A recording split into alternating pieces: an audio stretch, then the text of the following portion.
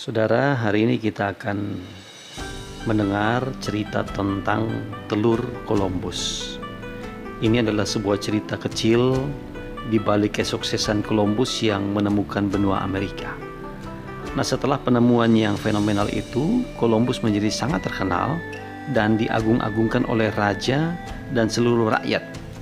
Columbus pun diangkat menjadi bangsawan kehormatan kerajaan.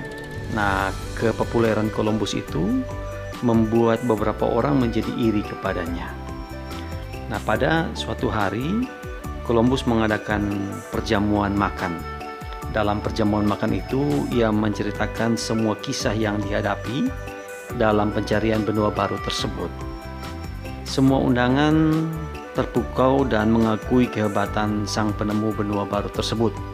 Namun beberapa orang yang iri dengan sinis berkata, apa hebatnya dia? Dia cuma berlayar dan kebetulan saja menemukan benua baru. Siapa saja juga bisa melakukan itu.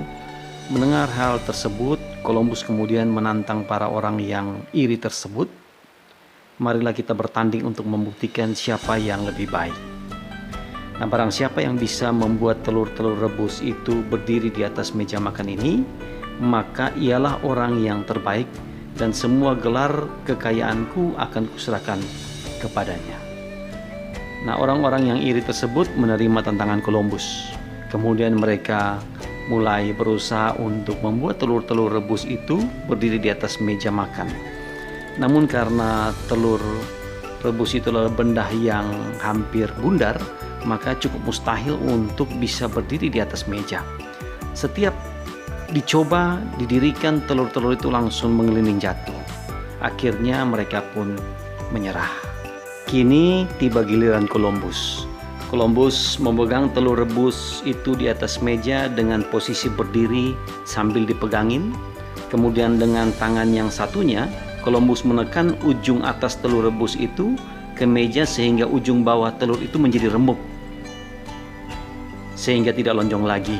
Dan telur tersebut bisa berdiri tegak di atas meja. Melihat hal tersebut, orang-orang yang iri dan sinis berkata, kalau caranya seperti itu, kami juga bisa membuat telur rebus itu berdiri. Dengan bijak dan sambil tersenyum, Columbus berkata, kalau begitu, mengapa tidak kamu melakukannya? Cerita di atas hendak memberitahu kita bahwa kesuksesan dan keberhasilan berasal dari suatu tindakan nyata atas suatu gagasan. Dengan demikian, sahabat sekalian, janganlah engkau berhenti dan patah semangat hanya karena ada orang-orang yang iri dan sinis yang berkata, kalau caranya seperti ini, kami pun bisa.